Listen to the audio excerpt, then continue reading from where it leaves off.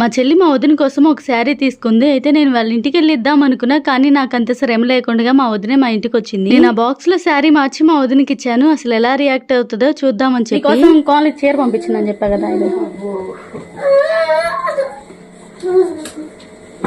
ఎలా ఉంది? బాగుందా? నాకు అసలు నచ్చలేదు అది. అబ్బా, నువ్వు ఉల్లిపాయలు పంపించినప్పుడు కూడా కావాలి అదే చెప్పింది, ప్రేమతో పంపించింది కదా అని. అది కాదు లాగు, నువ్వు ఇంకా ఆ బాక్స్ లో ఉన్న చీర చూసి షాక్ అవుతావేమో అనుకున్నా.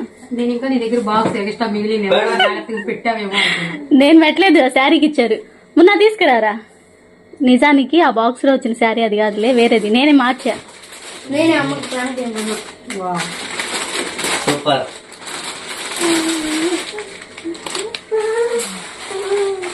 బాగుందా? వెయిట్ చేయాలి.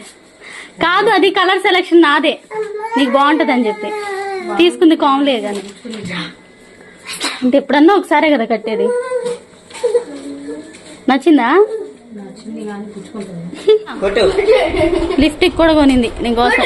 రెడ్ అను పింక్ అడిగా అంటగా, కానీ బాగుంటుంది షేడ్. రెడ్ అడిగా అని చెప్పి రెడ్ తీసుకుంది.